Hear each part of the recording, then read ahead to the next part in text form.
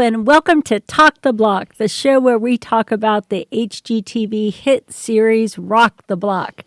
I'm Amy, and I'm here today with the man who can rock any block, Steven. How you doing, Steven? As long as I've got an amplifier, a boombox, I'm good. Yeah, I'll take care of that block. Well, we're here today for our special bonus episode for the season. Woo-hoo. This is our review of touring the actual homes in Las Vegas, Nevada. Yeah, Yes. Hot out there. It's hot, yes. Hot. And we'll have more to say about the heat when we talk about our review of the backyards. Yeah, right. Oh, yeah. No, that's true. Yep. So, what we wanted to, we had the opportunity, as anyone who had $5 had the opportunity to go and tour the 4 houses And from happened this to be in Las season Vegas. of Rock the Block. You could take a look at these homes yourself. They're all for sale now on Zillow. You go out there. All 4 homes are listed at a sweet $3.4 million. Yep. And that includes all furnishings. So Right. if you want to get one of these homes, almost exactly as they were on the TV show, Yep. all it will cost you is $3.4 million. Right. So this show is not only for fans of Rock the Block, it's also for those out there who are looking for a potential home in Las Vegas, because we're going to tell you all the ups and downs about these homes. And we really went through them with a fine-tooth comb. I would say we spent a total of about 10 hours touring these homes during the event. Yeah, we were there when they opened at 9, and we were there until 2 every day. 5 hours a day. It was with about 3,000 people came to the event. I think Landon said 1,700 on Saturday, 1,300 on Sunday. I don't know how many, they may have gotten a few more people signed up besides the original numbers. But yeah, the 3,000 people. You got to go through the houses. There was no sign to stay off this or don't do that, like there was back in Utah. You could sit on the furniture. Yeah. He even said you could get in the pool, but once you were in the pool, you could not go back walk through back the through the house. Yeah. When you were wet. Yeah. And apparently you were not allowed to take a dog that was the size of a small pony through the house. It was a huge dog. One couple taking this very large dog. And it was a very nice dog. Very very well-mannered, yeah. But you don't want a big dog going through your house that's for sale. So they were not too happy when the owner, Landon Miller, told them, hey, you can't take your dog through the house. But yeah, they had already been through like 2 of the houses at that point, I think, because we walked through... I forget what house we went through with them, but I'm allergic to dogs, but so the dog found me out, came right up to me. I'm telling you, that dog probably was 3 foot tall, maybe a little over 3 foot tall, on all 4 legs, and probably went over 100 pounds. But yeah, very well-mannered dog. Very good dog, but even a good dog, a dog that big could wag his tail and knock something off or break it. True. So if I were the owner of the home, I'd be a little uncomfortable with that. Yeah. Yep. Okay, so back to the houses. All right, so Steven, let me ask you, what was your overall impression of the houses relative to how they looked on TV versus how they looked in person? Yeah, I say this season was definitely different than Utah in that it felt to me like most of the rooms that you saw were the size that they were, that on TV they weren't bigger and they weren't smaller, that it was really kind of weird that way. I talked to one of the people there, and he felt like one of the bedrooms seemed smaller than it was on TV, but I guess the only room that kind of jumped out at me was Kim and Chelsea's main bathroom, which was, I guess, actually felt smaller than it looked on TV. I don't know how they got the pictures they did of that bathroom, but in general, I'd say it looked. There weren't that many things missing. All the cold plunges were there. That isolation chamber was there, and the controls were actually in the wall. So yeah, not that much missing. A couple of things here and there missing that were installed, like lamps or lights installed where there was no power.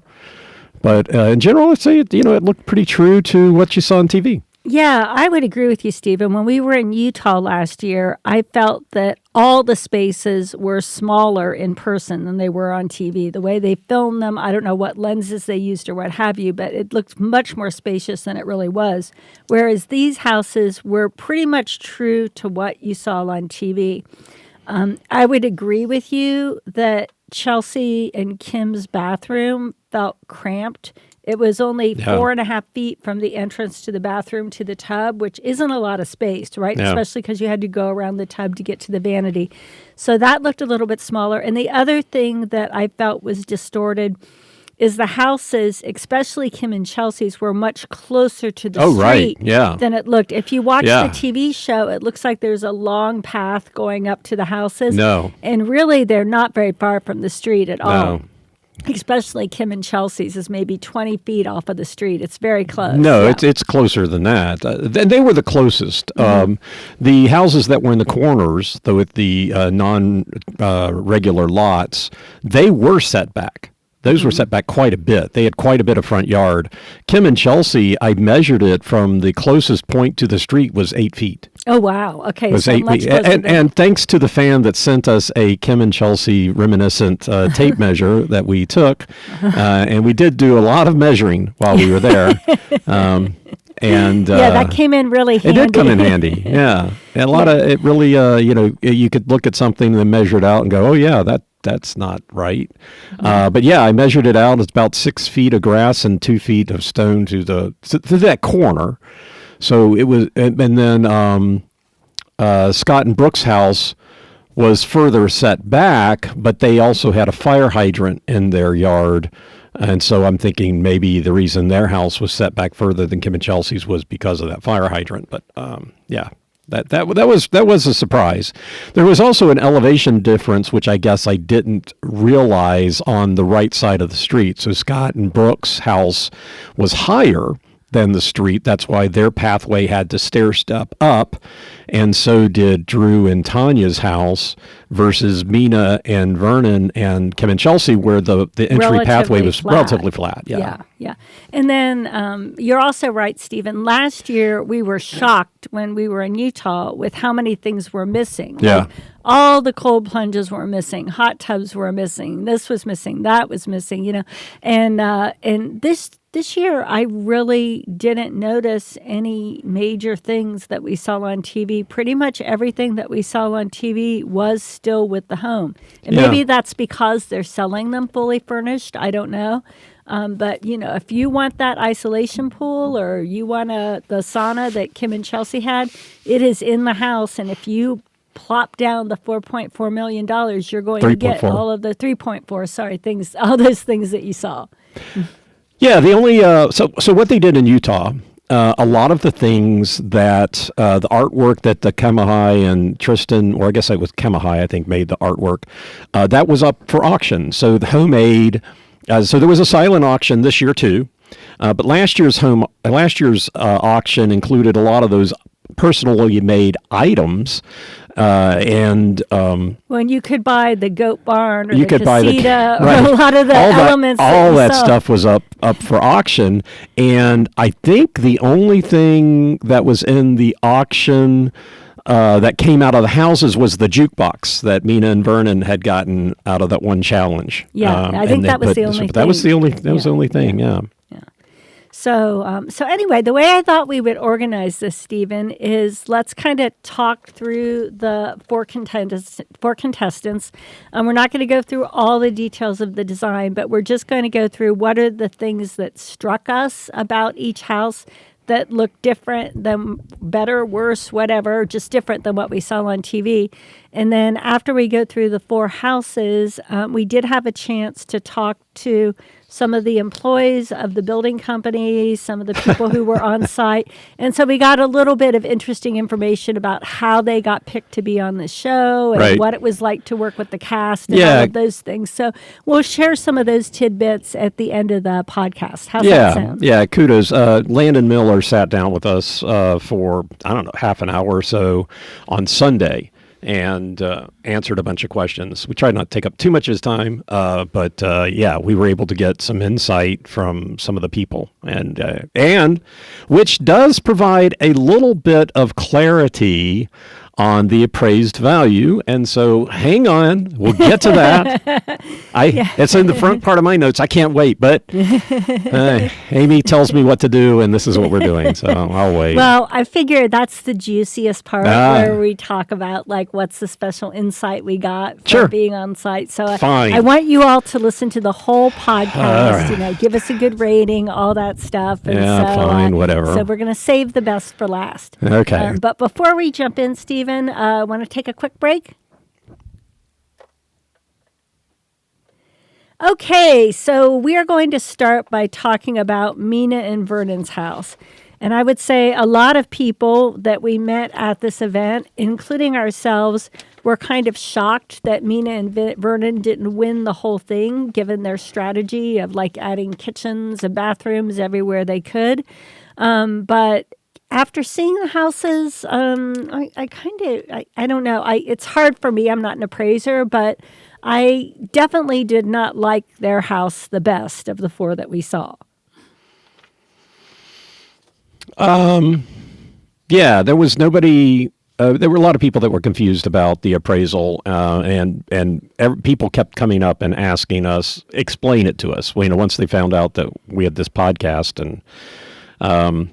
and we told them we're trying to figure it out too. So, it was definitely not my favorite house. If I was buying a house, I wouldn't want to buy it. It would be hard sell. Okay.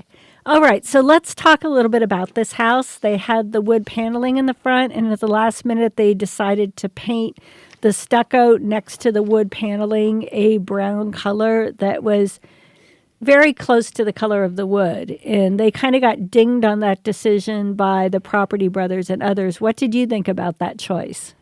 Oh,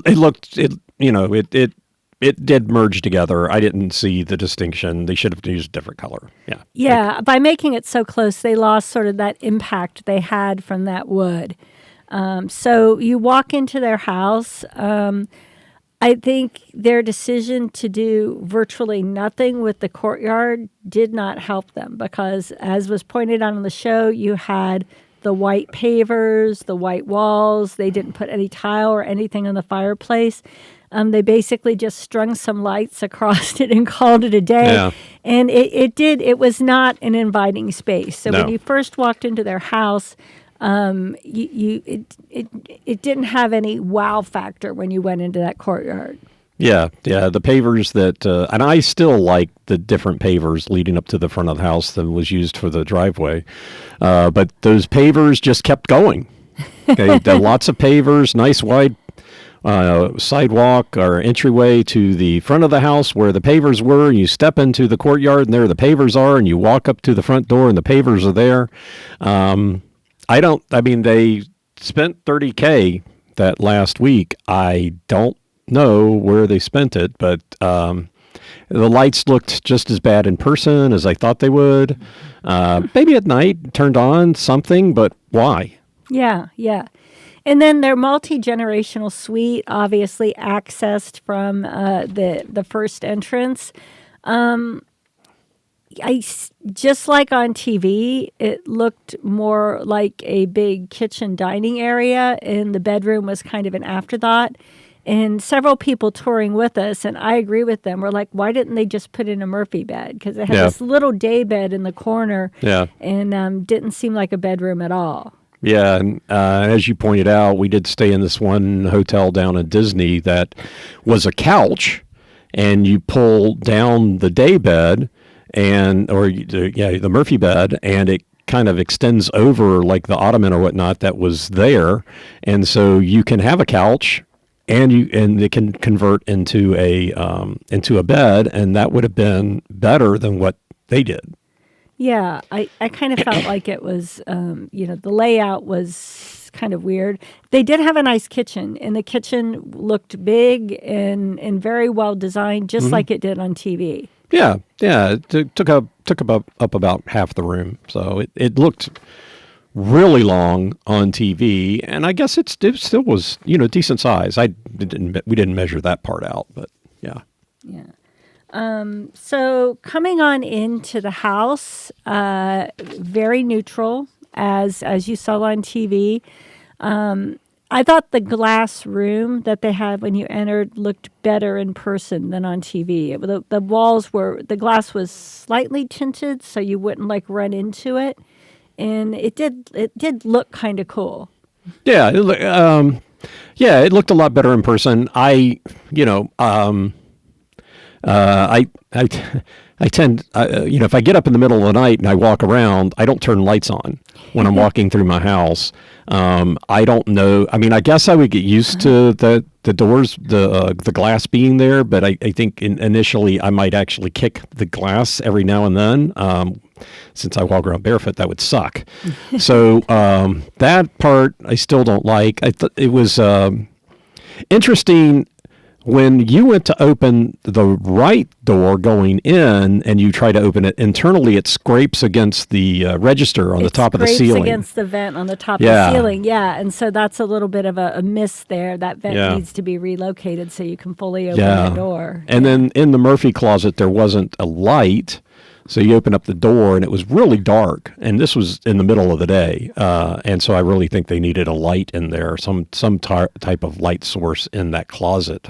But yeah, that would be the only little critiques there. I don't know why that. I mean, the register didn't. I mean, it looked pretty flush to the ceiling. I think in the pictures for online with regards to that office, they do show that door open out. They don't show it open in, which I wouldn't do. It was really unnerving to have it scraping like that. Mm-hmm. Okay, and so then their kitchen, that island really is big. It has a lot of storage, but if you recall, their kitchen, they have a plain white hood, and then they have just walls between, there's no open upper cabinets or shelves or anything just next lights to the hood, and then they've got upper cabinets on the end of the counter. And I would say that space between the oven hood and the counters and the cabinets on the end looks even bigger on TV. It's like 3-4 feet between where you have the oven hood and where you actually have cabinets. Mm-hmm. Probably at least 4 feet, I would say. So there is a lot of blank, unused space on that wall. Right. And all they have are a couple of little sconces. So from a functional perspective, they're missing out on a place to actually have cabinets that you might need while you're cooking. Right. And sometimes you see form over function, but I don't think they really got anything from a form perspective because it was just plain white walls with the lights. So that was underwhelming on TV and equally underwhelming, I would say, in person. Yeah, and I do say that I think I took a picture of the hood. The hood does extend out as far as the counter, so those are even. So yeah, when I was standing in front of there trying to, the property brothers talking about, how they'd hit their head, they're taller than I am, but yeah, I'd be resting my forehead against the hood there, trying to cook on the back burners. So yeah, that was definitely as bad. One thing I did note, we were looking at all the cabinets pulling up in the doors and stuff like that, and I found something. That mesh thing that turned out that when I looked that up, that was on Wayfair, by the way, and it's a knife block. There was some you can pull out the drawer and there's like all this mesh stuff like you would clean a golf club, and I guess it's a knife block. They had utensil holders and knife blocks in that one pullout, which I guess that way you don't have to have a knife block on your counter, which. Yeah, whatever. Okay. Well, I guess you could get used to that. You use the lower drawers for your knives and what have you while you're cooking. But yeah. And, again, just like they said on TV, I thought their back kitchen was actually more beautiful. They had this lovely brass sink in the back kitchen. Yeah. And all the full suite of appliances in the back kitchen as well. Yeah. All the kitchens look good. Well, I wouldn't say that the front kitchen didn't look good. I mean, it was very, it was neutral. The lights were pretty. I mean, it did look nice. It's just when you're looking at it going, this is your main kitchen, and the other kitchen, the little bit more designed. So, yeah. Yeah. Okay. So moving on to the bedroom. So one thing that we noticed, so all four teams got rid of the rotunda. Yeah. But how they used that space where the rotunda was differed for each team. Right. So for Mina and Vernon, they got rid of the rotunda but put in a curved wall. So you kind of had this interesting curved wall entry as you walked in. But there was a fair amount of like unused space there, and maybe you like that. Maybe it's kind of roomy as you enter in. But their rotunda pretty much just became extra space for the entry in the bedroom. And then for their bedroom, they got a lot of props in the judging for the room feeling taller than the other bedrooms. Yeah, I didn't get that. I didn't get that. I mean, they put some framing on the walls to kind of extend it going up. Yeah, they tried to cheap out on doing some design by putting up this wood to make it look like they'd done something or cared about it, but they didn't. Yeah, but it didn't really do it for me. No. So. And the bed looked short. I mean, we didn't measure it out, but just standing there next to it, trying to imagine myself lying in it, it looked short. It looked like I wouldn't be able to lay head to toe or head to foot in the bed because it was so short. It just really did look short, which made the bedroom look, I guess, bigger from that standpoint. But the bed didn't. I don't know. And as far as the rotunda goes, like half of it went into the closet and the other half was just open space. It didn't really in the end seem to me that any of the teams really reclaimed the space from the rotunda. They all did something different with how they organized that area, but didn't really take advantage of it going away. I think Taniya and Drew did. Well, then when we get to Taniya and Drew, you can talk about it. Talk about it there, okay? And I'll disagree with you then, too. Okay, all right. Well, you know what? This podcast would be boring if we always agreed on everything. So I did my best to kind of calculate the hanging space in each closet to see how usable the closets were. And they had in that closet only about 21 feet total of hanging space. And then they had 5 feet of shoe rack. They had no island, but they did have a washer dryer. Yeah. So I would think for a lot of people, us included, this closet was just not workable for two people. You didn't have an island with drawers. You didn't have enough hanging space. You had some shelves, but not a ton. And so it was just, for a big space, it was not well utilized in terms of a closet that two people could use. And I get that. Well, I don't get this at all. Actually, that they had the curved wall, and they were supposed to have curved wall shelving to go in there, and they didn't. But that doesn't explain why there was no island.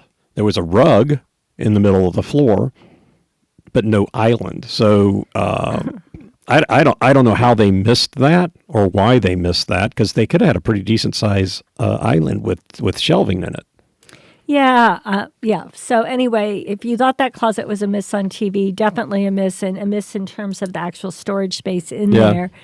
That bench was comfortable to sit on. It was nice to take breaks every now and then wherever you were at, and And the closet door was just a plain bright white barn door. It was awful. Kind of a miss. It was just a slab of wood they painted and put up there. It looked awful. Mm-hmm. Now, in their shower, they did have the steam room control, which was nice. Yep. So. Yeah, I still couldn't figure out how to turn on the rain shower. Still didn't see the control for that, unless it just comes on when you turn on the other spigots. I don't know. Okay. All right, so let's talk about the thing that they thought would clinch the whole victory for them, which is their RV garage, right? Yep.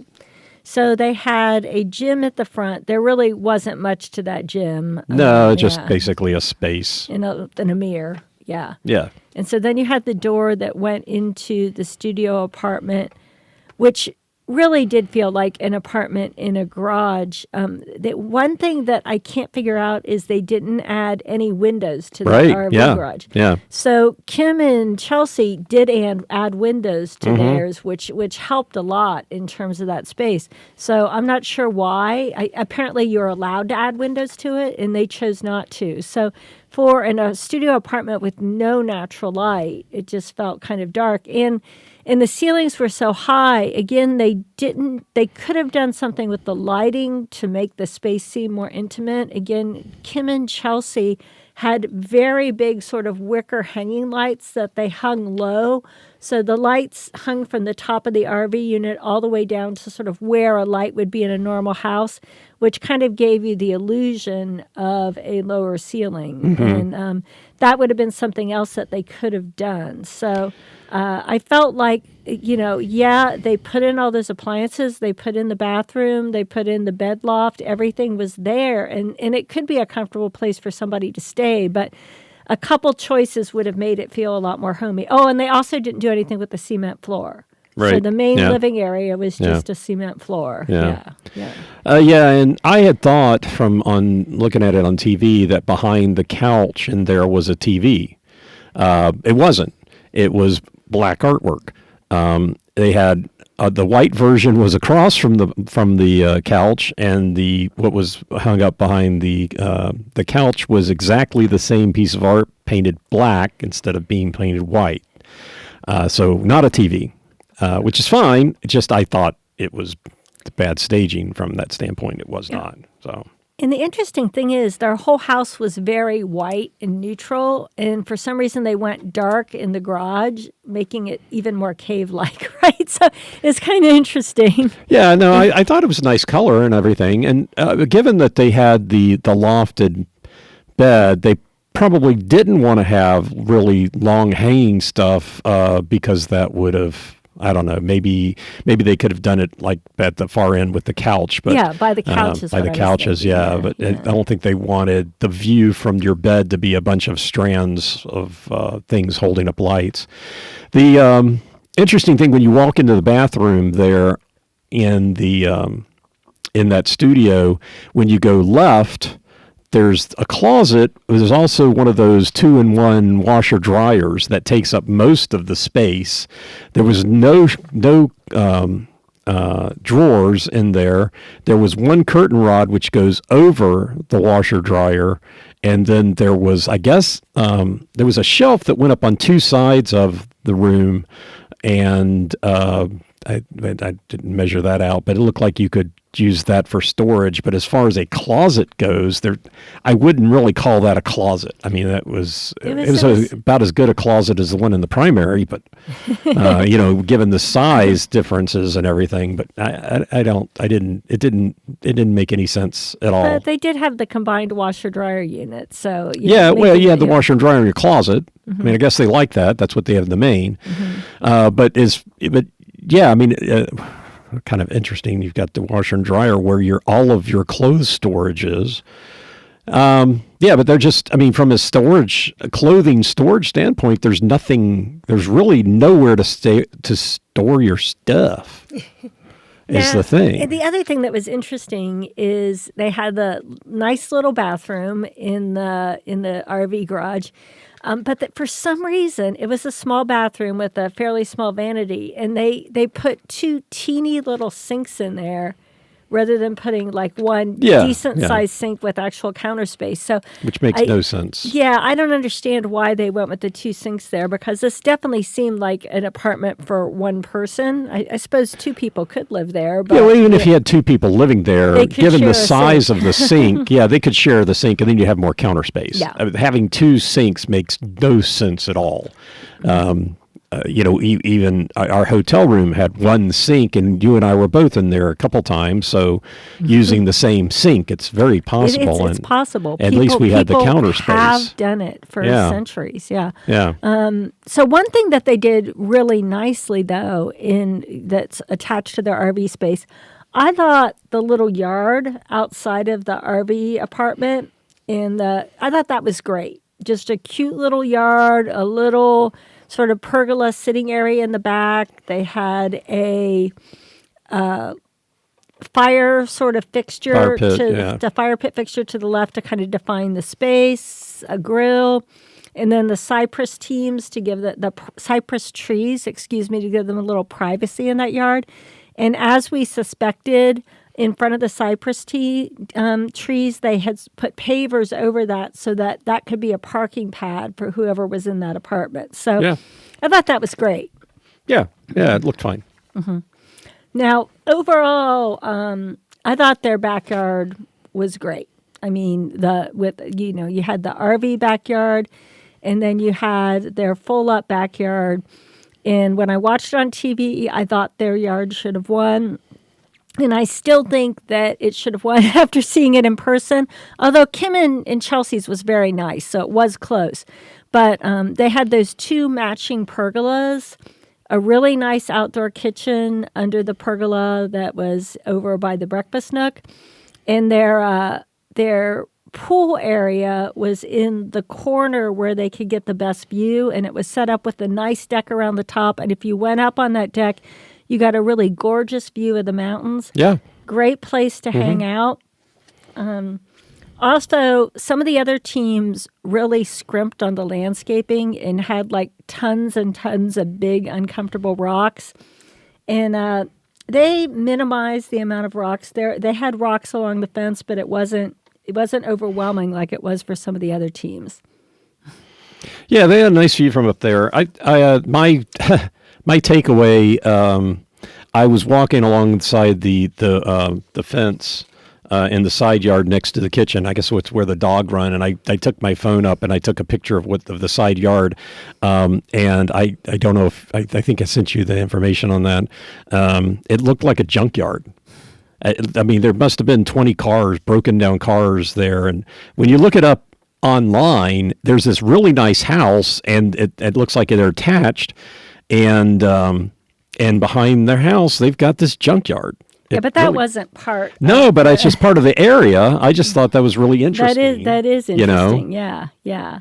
And the dog yard was nice too. That was a nice, even if you didn't have a dog, that nice turfed area in the side yard would be a great place for kids to play or whatever. You could see putting a swing set there or whatever. Yeah. So I guess to wrap up the turf thing, it was a whole lot better in person than it looked like it was going to be. Yes. And I talked to the turf rep there about that, and they were like, "Oh yeah, that was totally not finished."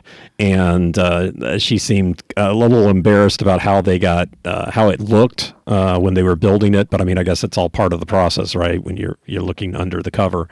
But yeah, when it was all done, walking around, it did seem really nice. So I didn't stub my toe at all. Yeah, on TV it kind of looked like a green carpet, but in person it looked really natural.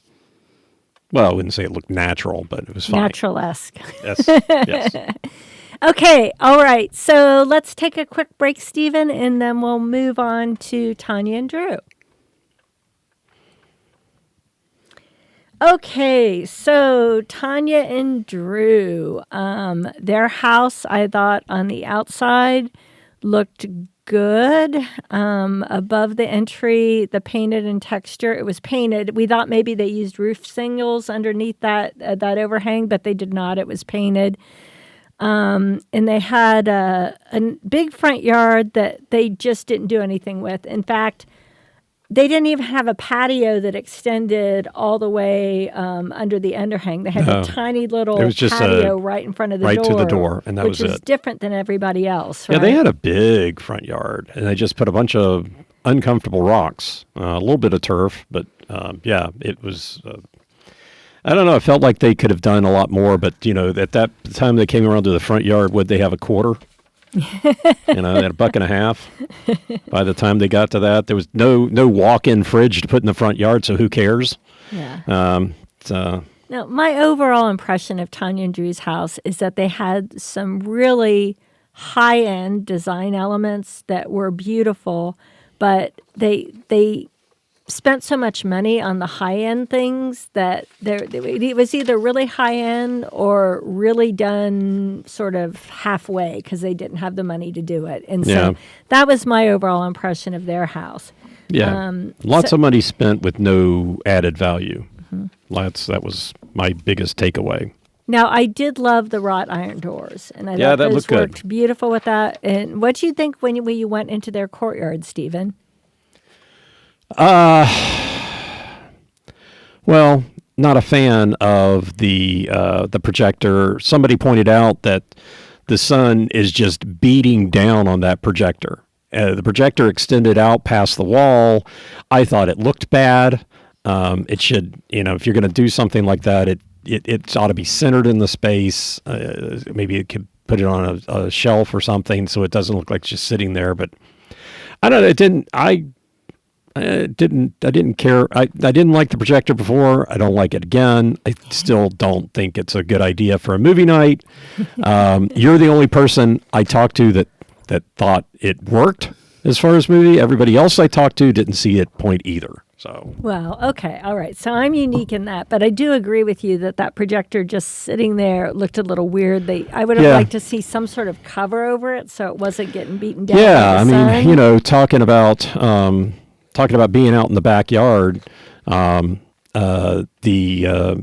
I went to the outdoor kitchens and, tried to put a hand on any of the surfaces or handles, they were hot. And this is June, just barely June. I mean, I guess it was still May, and only in the 90s. Right. And they're going to just get hotter. And so I can't imagine how hot that projector was, given that it's in a closed space with the sun beating on it all day long. Yeah. So they got dinged for their office being small, but it really didn't seem, it felt like a really nice office. Yeah. When we were there. I thought it was just fine. Yeah. I don't know what the problem was. You could even put a little bigger desk in there, and it's what it is. It's an office. You're not going to. I have no idea how that was criticism. That I just thought didn't it seem was right beautifully at all. designed. I did think that the closet being all white with the rest of the room having darker colors. I thought they probably should have done something with that closet to make it fit in a little bit better. Yeah, I think that everything else looked really well designed, and then here's a wall, right? Yeah. So. Mm-hmm. Now, let's talk. We're doing this in a little bit different order here, but we're going to move on to the laundry room. And one thing, if you recall, in their laundry room, I don't know why they put cabinet doors in front of their washer and dryer. But, Stephen, you noticed something about those cabinet drawers that you probably wouldn't notice on TV.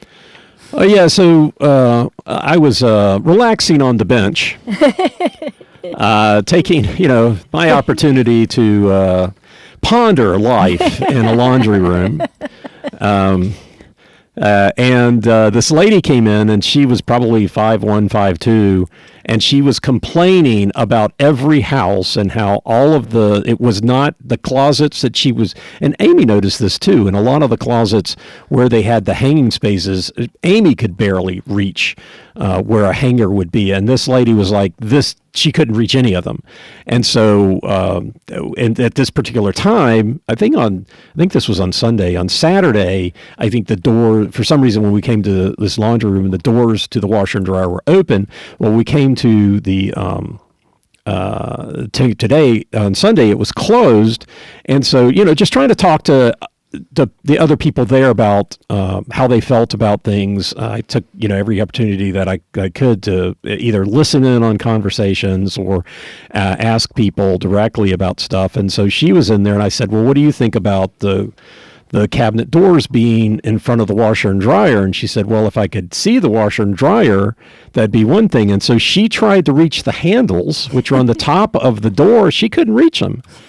I mean, even standing on her tiptoes, she could not reach them. And it's not like she was abnormally short. And there's a lot of women out there who are 5'1", Yeah, that scheme and even on tiptoes. So, if you were 5'4", maybe on tiptoes, you could grab it and open it. But that was, it was weird to have the doors on front of it, I think, because it's a laundry room.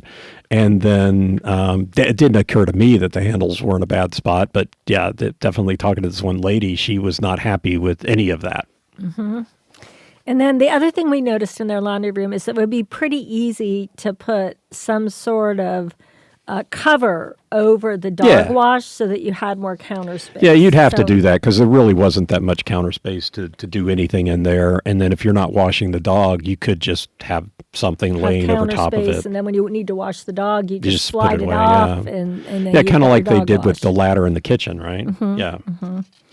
Well, I think that's another, speaking of things being too tall, in their kitchen, the design looked beautiful. They had that big brass hood on the oven, which was very dramatic. And then on either side, they had a setup where they had a shelf on the bottom of the upper covers and then 2 sets of cupboards above it. And as you saw on the TV, they had a library ladder that you could take out that would allow you to access those upper cupboards. So on TV, you're thinking, this is awesome, right? However, you can't really use any of those cupboards without a ladder. So I opened up the cupboard. I'm 5'7", so a little taller than the average female in the U.S.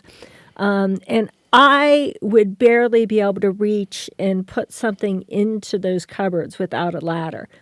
So being able to use those to store plates or glasses or whatever, I would only be able to get something that was at the very front.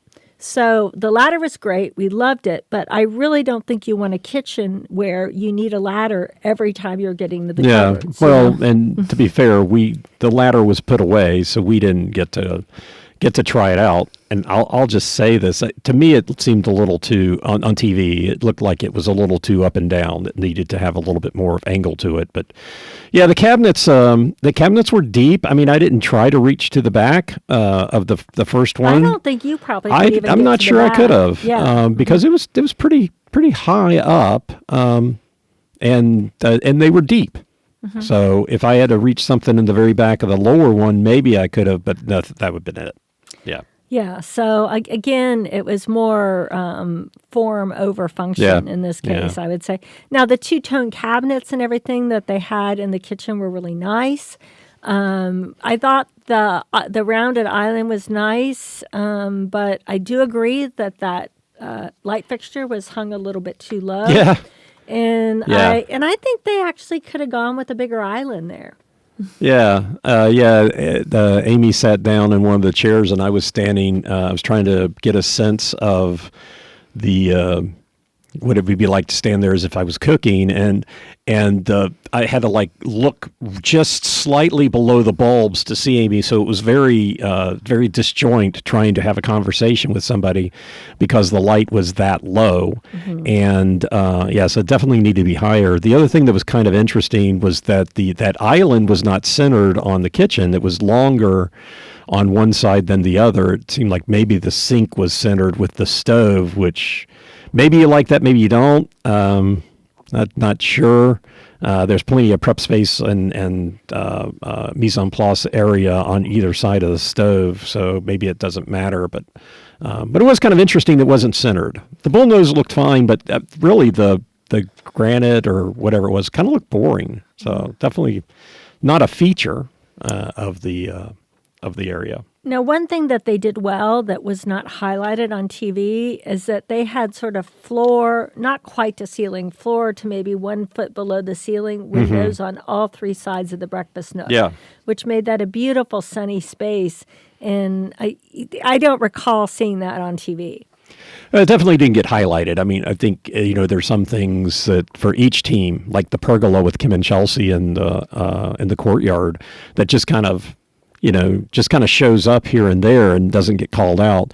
The thing I noticed that if you look through the glass on the wall that the kitchen is on, you've got a really nice view of the mountains. And and of course, they've got a nice view from their house, and they planted all the trees to make sure that doesn't last very long. As soon as those trees come in, suddenly your view is gone, which, again, money, form over function. Design over function. So, but yeah, that area looked nice and open. Nice, and they did take advantage of the view there. Mm-hmm. So, what did you think about the speakeasy? How did that compare to what we saw on TV? Oh, I think I liked it. I actually did like the space. Maybe because on TV it just seemed so dark, and they couldn't really or maybe maybe people loved it and I didn't care for it, but I did think it looked really neat in person. The disco ball I could do without. I don't really get the point there. It's black. It's black and it's dark. In the speakeasy, there's no, you would like see a glance off here and there. The one thing I was surprised about is that a lot of times when you have like a bar area there, if you're the bartender, there's on that side, there's shelving or something, or it's finished. And in this particular one, it was not finished. They had some drapes hanging down to hide the fact that it was just bare wood under there, and there was no shelving. So that space was I wouldn't say it was completely unusable, but you definitely, if you were going to use that as a bartending area, as a speakeasy, you'd want to come in and you'd want to like add shelves under there so you could store bottles and such instead of it just being a big open, unfinished space. Yeah, it looked great from the front, but from the back, not finished. Yes. So let's move on to the backyard. What did you think about the backyard? Well, I had two other comments about the speakeasy. Oh, One, sorry, hon. Yeah, so if you notice, if you're standing there getting ready to go into the speakeasy, the door opens to the right. And what that turned out to be was you have to walk around the door to get into the speakeasy, and I think that door should open up the other way, because we had a number of times you were going to look at the door, and I was starting to walk out, and you shut the door in my face. I mean, literally shut the door in my face. Sorry. And well, that's okay, because the lady that was in the speakeasy with me said she had just done that to you. And I think that, for one, if the door was oriented the other way, you wouldn't have to walk around the door to get in and out of it. And then the other thing was that the door going into that glass area kind of stuck out quite a ways, with there being that little pedestal there in the middle of the floor. It kind of created a little bit of an issue there too. So I think the doors on this whole thing could have been done a little bit different. But yeah. Okay. All right. Good point, Stephen. So moving on to the backyard. What did you think about Taniya and Drew's backyard? Where to begin? Yeah. So, well, they had side yards. So they had similar side yards to what Mina and Vernon had, and they decided to put stuff in the way so that, these are not the side yards you're looking for. The kitchen on one side kind of kept you from being able to go there, and then that little seating area kind of blocked you from going the other place, and all they did was throw out a bunch of rocks out there, and those rocks were hard to walk on. Now, I went out in both areas and took pictures and kind of walked around a little bit, and it was uncomfortable. The rocks constantly shifting under your feet.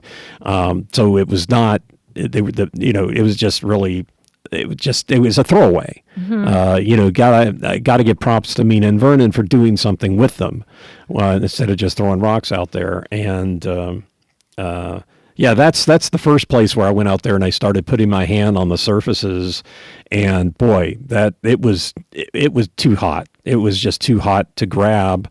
One day it was 91, the other day 96, but they're just sitting under the sun. They had no cover, no pergola or anything over their outdoor kitchen, and it was hot. Those counters were metal.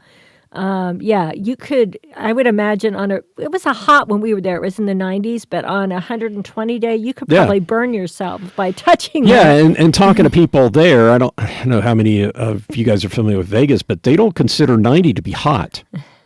We were talking to this couple from Tucson, and they're like, yeah, 90 degrees, that's kind of cool for this time of year.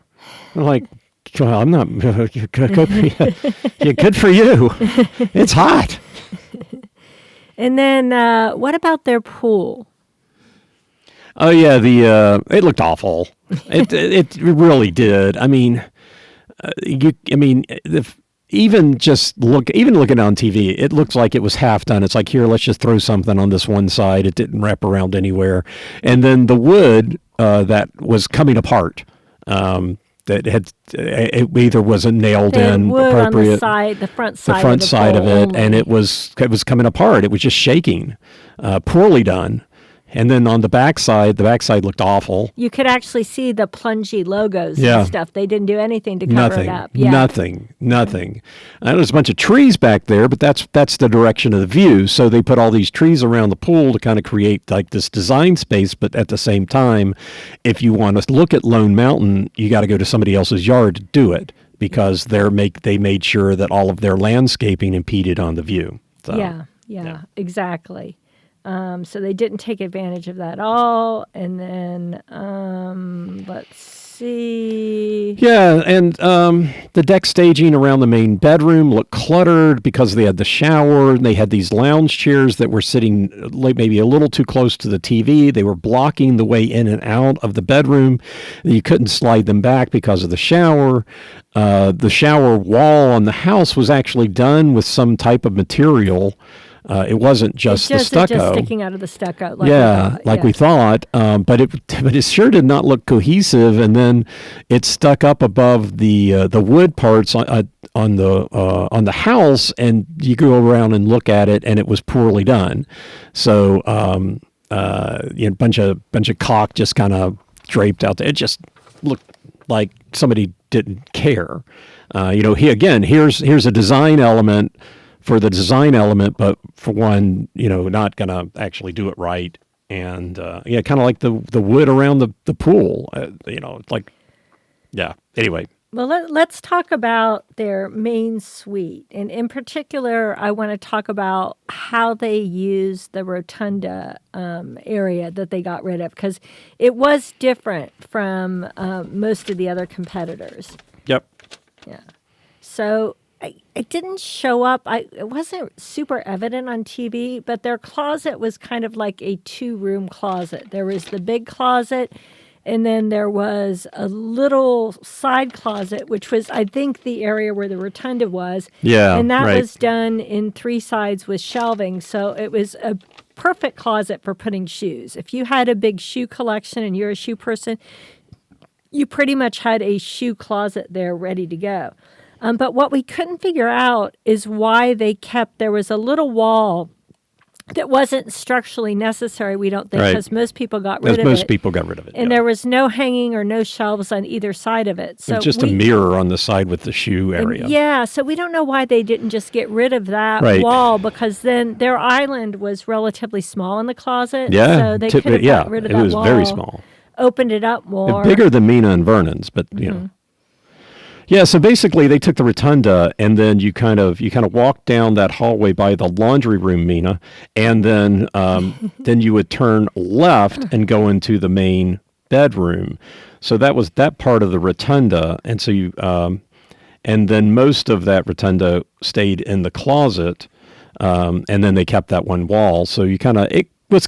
The first time we saw it was kind of neat because you kind of come in and then hey, here's this bonus extra closet space. But then on Sunday we went back in because we were really, after touring the houses on Saturday, we were like, wait a minute, what happened to this rotunda? Because on Saturday we went through the houses and then we had some lunch, went back to the hotel room, and then started watching episodes of Rock the Block. We went back and we watched the first episode because all of a sudden, you kind of wanted to see what they did with the main bedrooms, and then we forgot there was this rotunda, and then we watched the final. So yeah, total Rock the Block nerds here.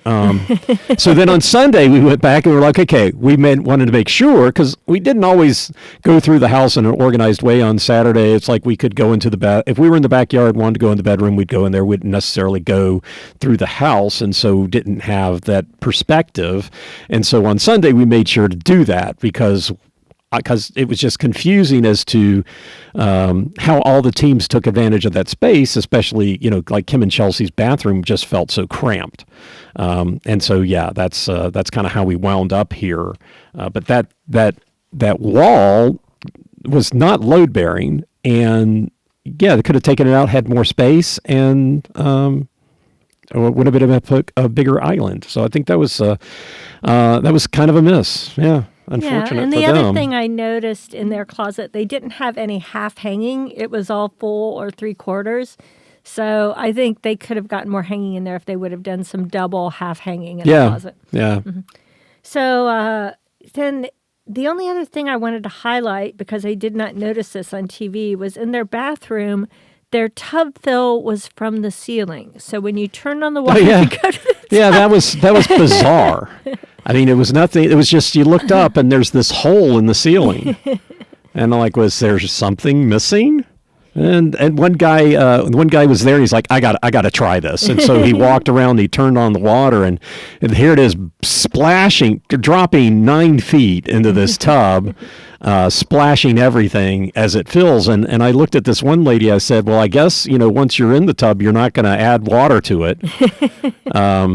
And I'm not sure how practical that is too, because when we did our main bathroom remodel, we have 10-foot ceilings, and in the shower we dropped the ceiling 2 feet because I was going to put this rain shower in, and we were talking to our builder, and they were saying, the water's going to cool off as it drops, and so if it's at 10 feet, it's not necessarily going to feel that warm when it gets to you, and the water pressure, in the shower is going to feel a little bit different. And so we lowered it 2 feet, and it's great. And I think that little stream of water dropping 9 feet is going to cool off along the way. And I don't think if you're in the tub, you're going to want to add water. That's dangerous. Danger, Will Robinson, danger. So anything else about the main suite that you want to highlight that was different than what we saw on TV before we move on? I guess not different, but there's no light in that little vanity area in the closet, which seemed like a total miss. It was so dark in that closet, really, and the vanity had no light at all. And then what was it? If you were in the shower, there was a rain shower, or looked like a rain shower over the niche, but you could not stand under it. You would have to angle it because it basically, if it's oriented like a rain shower, it would be dropping on the bench. So if you wanted to sit on the bench and get wet, then it would be a nice rain shower that way. But yeah, I think that wraps it up for me. Okay, so let's move on to their multi-generational suite. The island in their suite was very small. We measured it, and it was only 24.5 inches deep. Yeah. So not a lot there for the kitchen. And then the bedroom sitting in the middle of the room with the couch at one end and the bench at the other end. I mean, you could see in person, if you recall on the show, they talked about how they had wallpaper that was almost a white color. Yeah. But the pattern on that really did look nice. And then the wood and sort of the cutout area that they had there in the multi-generational suite looked nice. But I'm not sure I thought this was the winning design when I saw it in person. I thought... given that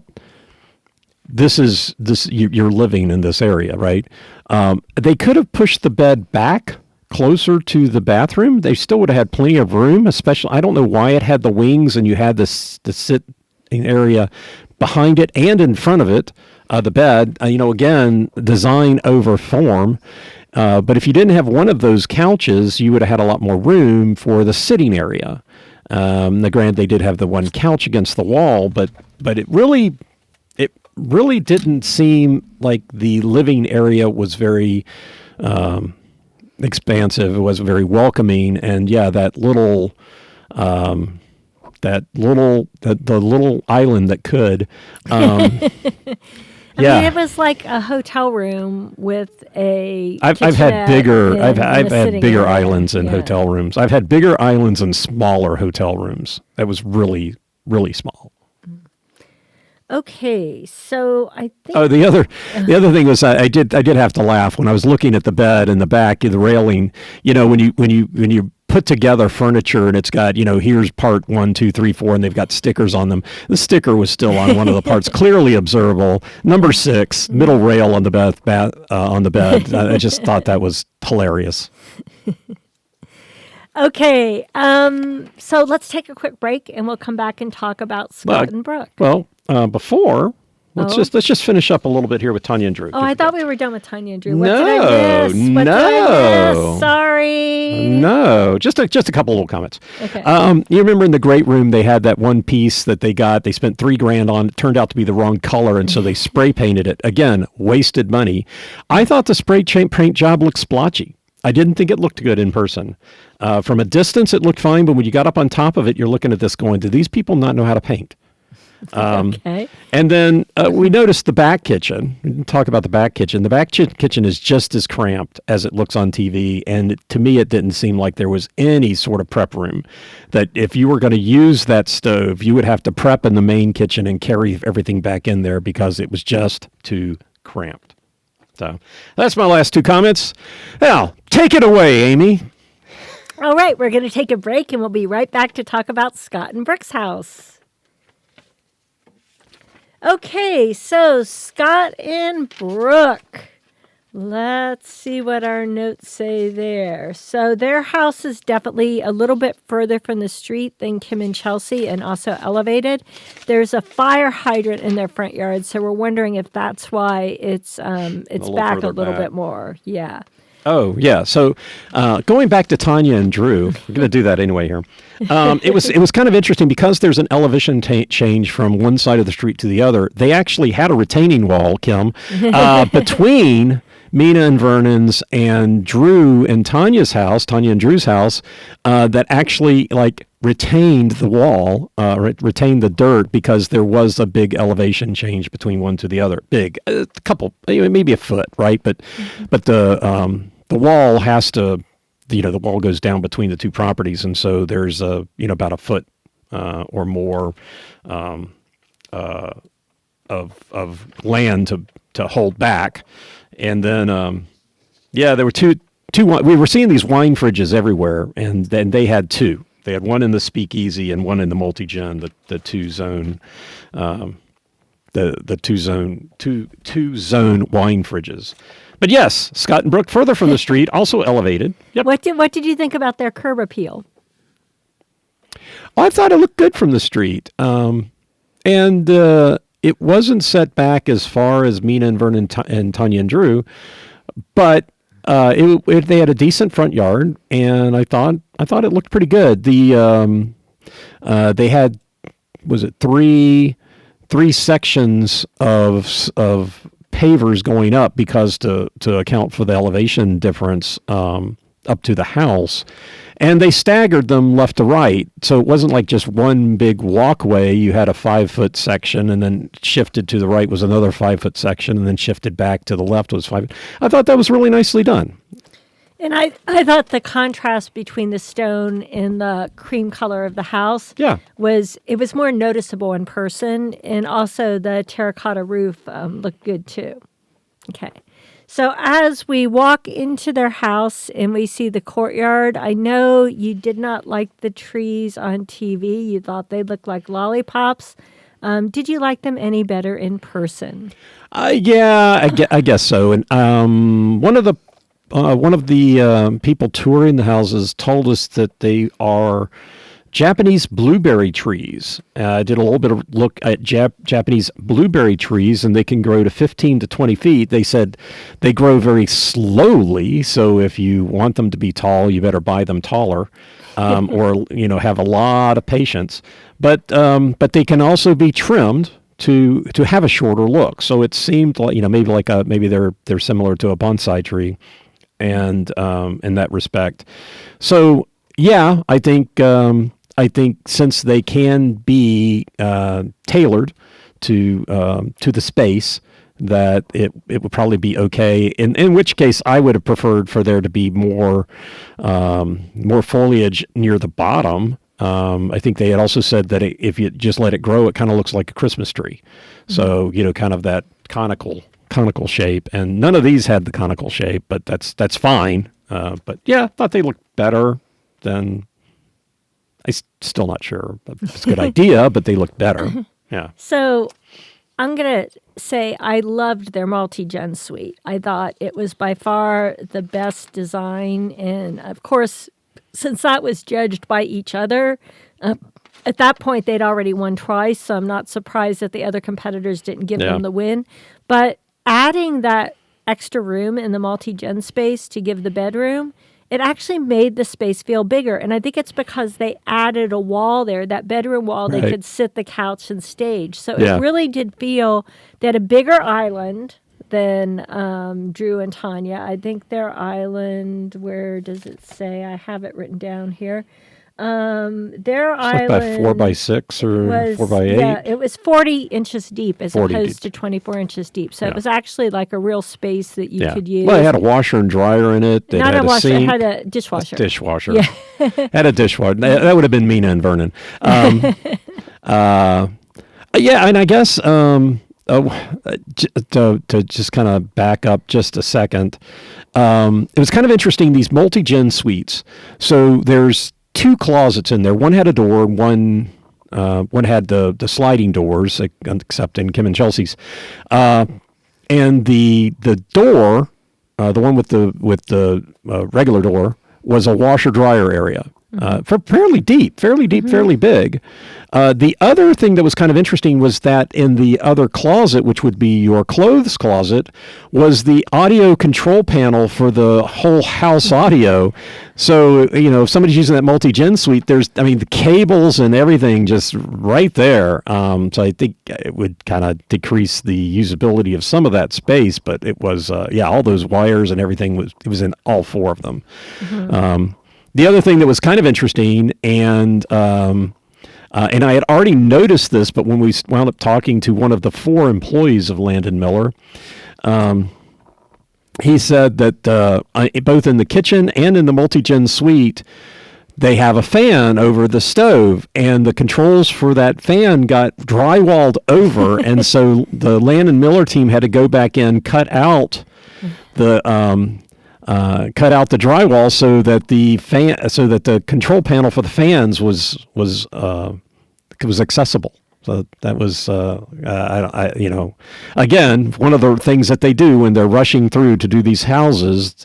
Maybe they make a few missteps, and so afterwards, the post-production construction crew has to come in and fix one of those things. And it was really neat to see the control panel there, but you will not see that on TV. Yeah. So overall, their multi-gen suite seemed bigger than the others, and that little bedroom they did was comfortable. It was small, but you could fit a little nightstand there. It didn't feel super tight. So, and I had a couple people that actually sat on those balls, the ball chair, which they had moved against the wall to kind of so that there'd be more space to move around.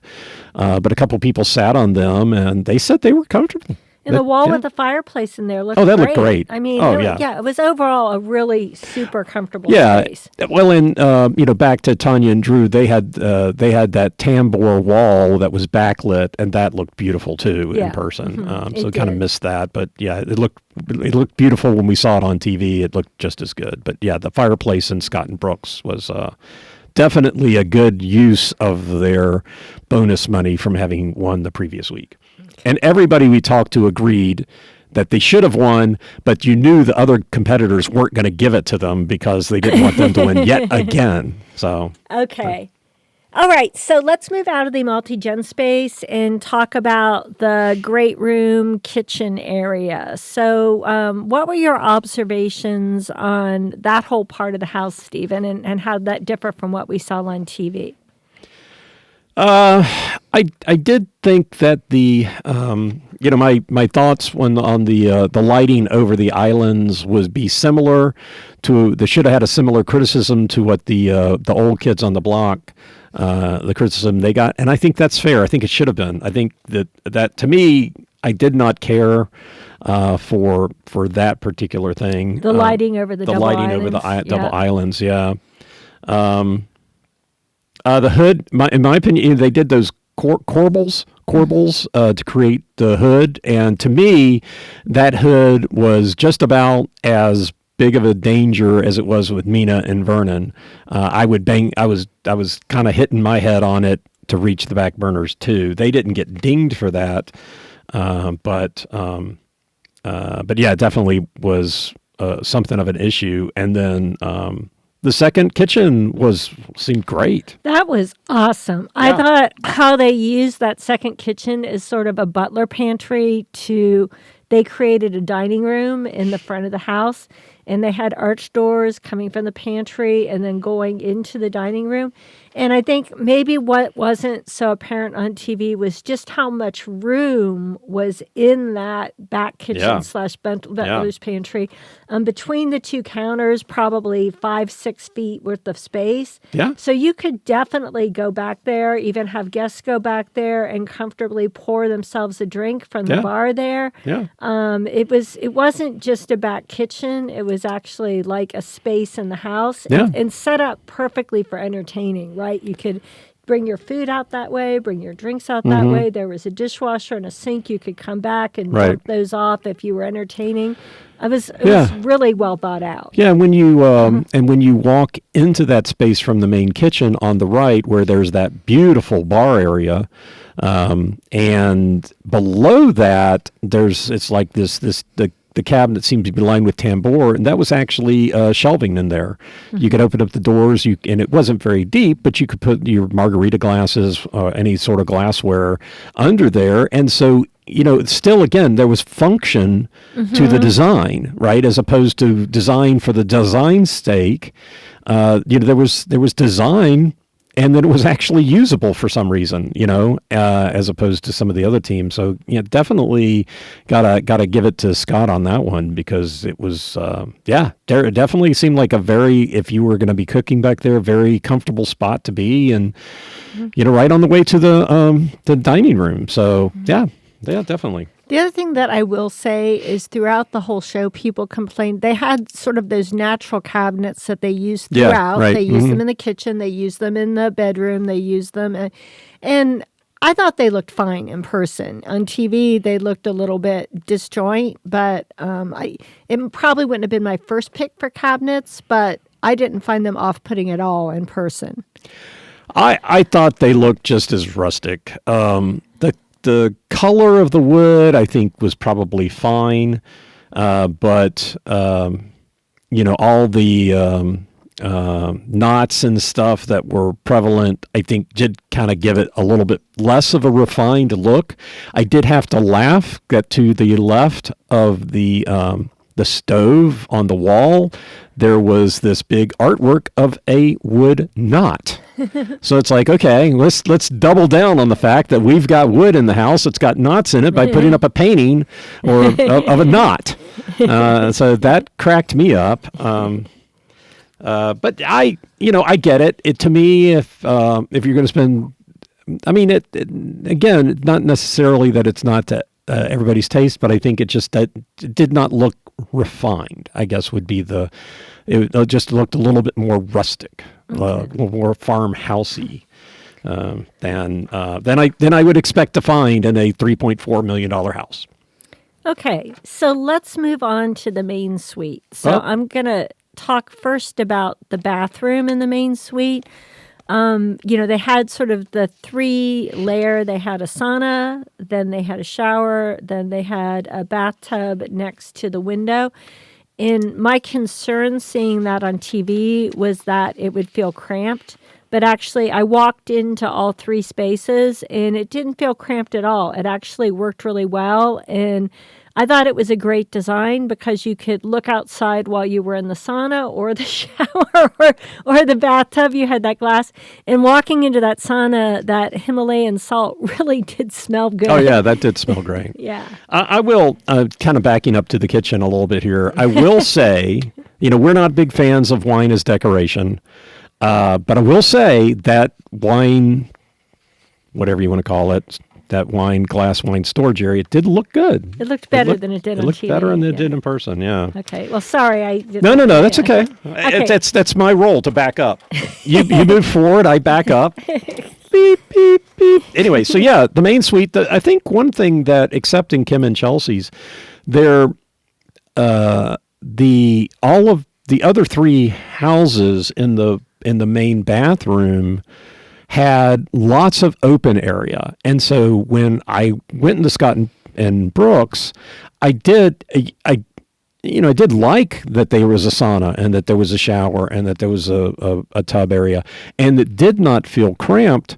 But then you're standing there looking at all this area, and you're standing in, I don't know, what about a 6x8 unused section that you're just going to be standing around in. And so I think that there potentially could have been a better design where you would have leveraged that space better. Again, none of it felt that cramped, although you could put two people in the in that sauna and that would be comfortable. But if you had a little bigger one, you could lay down. So I don't know. It just seemed in Taniya's and Drew's, they did have the doors going to the backyard. So, okay, having a little bit more space back there because you're going to have this walk through area, that's fine. But when you've got the big open space, it's potentially, a miss opportunity to leverage the space better. Okay. All right. So let's talk closet. So you walk into their bedroom space and you see that glass corner for the closet and the way the closet is lit up and designed and the chandelier they have in the closet. It's just as beautiful in person as it is on TV. I thought it was very striking as a design element. What did you think, Stephen? Yeah, when you walk into the bedroom, you get the glass wall. And then it's kind of an open space there. And, again, that was the area from the rotunda. So they took down the rotunda, but it really felt like they didn't reclaim that space.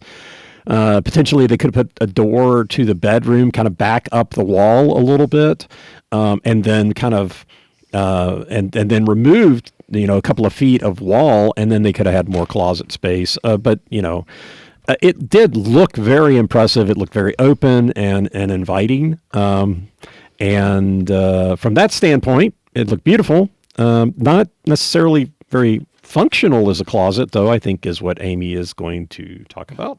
Well, what I'm going to talk about is that if you are not at least 5'7", good luck using that closet because what they did is they had shelves on the floor underneath all of the hanging areas. So when I reached up as though I had a hanger to hang something on one of those racks, I could have hung something on there, but just barely. So if I were 5'5", 5'4", I would not have been able to hang things in that closet without a stool, right? So I don't know what they were thinking with that, putting the shelves below. And then most of their hanging was full and 3/4. They had about 10 feet of half hanging. Okay, so they had half. Some of the teams didn't have any half. Yeah, some didn't have any, but they had about 10 feet of it. And so that was... yeah, but so beautiful look for a closet, but not as functional as you would like. They did have a very nice big island with lots of drawer space. Yeah. So if if you're more of a drawer person and less of a hanging person, it would have been great. Okay, so anything else about the main suite, Stephen? Because we're not going back. We're going to cover the main suite, and that's it. Okay. Your last chance. Fine. So, when they did that space, the judge, which was Lisa Vanderpump and Nick Elaine, Lisa complained that those cabinets were too rustic, and I didn't really get that. I don't think that they looked necessarily as rustic. They didn't look as rustic as I think the kitchen did. So I'm not exactly sure I agree that with her criticism there. So that was it. If that's the main suite, that's my last comment. Okay. Oh, no. I got one more. One more. The drain in the shower was like right on the glass line between the shower and the sauna, and so it's not that it's a big deal, but I think that when you're taking a shower, the water is going to pool up, and you'd have water on the floor under the sauna, in the sauna area, which, I mean, it's just a matter of the drain being in the right spot. But yeah, so they probably didn't move the drain. No, they didn't move the drain. Design, yeah. Okay, so I'm done. So we don't have a lot of comments about the bunk room and the laundry room. So the office they made into a bunk bedroom. Yep, it was a dark, adult-looking Yeah. bunk bed and not even single beds. I think they were full-size beds on those bunk beds. Yeah. So I don't know who really wants that, but that's what it was. Yeah, and that's one place where it was called out that they put these lights by the bunk beds, but there was no power run on that wall, so the Landon Miller team took them out. So when you're touring the house, that's one thing you wouldn't see is the lights from the by the bunk beds that were in the TV show. Yeah. And then the laundry room, I think the biggest comment I had about the laundry room is for some reason they put like a rather small sink in there. They had sort of the L-shaped counter, and you thought there wasn't as much folding space. I disagreed. I thought there was adequate folding space, but in your laundry room, you kind of want a big sink, and this was like a normal size sink. A big sink would have been better. I think that my point being that when I saw it on TV, I thought it felt like there was more folding space, more counter space than there appeared to be when I was in the room, and I'm standing there going, I've got to fold stuff up, and there was counter space that was kind of blocked off because of shelving and stuff. And so I'm sitting there going, okay, how am I, if I was going to fold stuff up, you're stuck with what's left of the sink. And that's not that very big and it's not very deep. And so to me, that was something I think that was different between TV and being there in person was I didn't think there was as much counter space. Okay. So I will say the RV garage pretty much looked exactly we didn't like even bother to go TV. in it twice. We went in there on Saturday. We're like, okay. And then on Sunday, we're like, well, we haven't been in the RV garage yet. And like, well, why? I mean, it looked good. We weren't avoiding it because it didn't. There was no what's the term? There was nothing hidden. There was nothing to discover. There was nothing to see.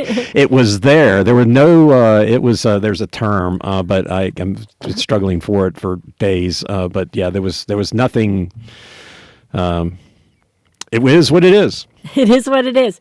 However, their backyard, I really think it's hard to think that you could lose a competition based on the backyard. But I thought overall their house was great, and the backyard was just a series of unfortunate missteps.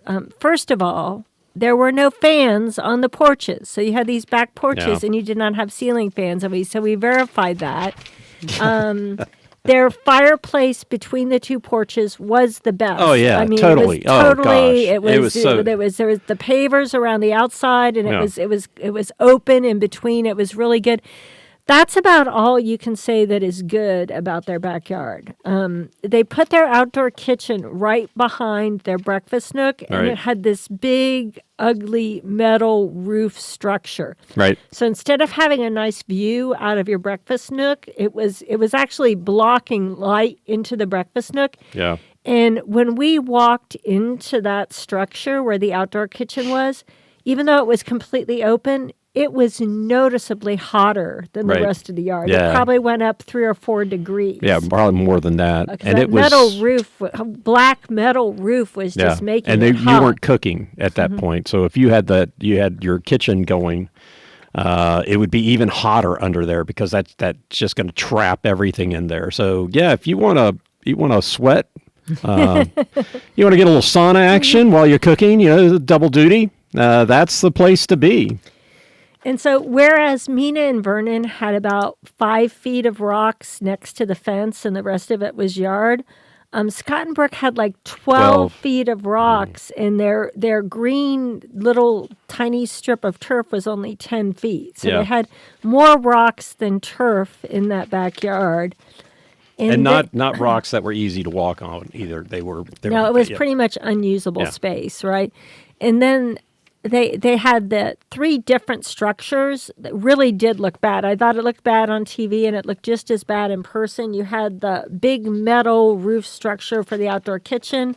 Then you had a pergola that for some reason they were hanging laundry under. They had like white cloths hanging under it. Yeah. And then they had the outdoor bar next to that had another completely different look and feel. So if there was one word for their backyard, it was cluttered and just not super usable.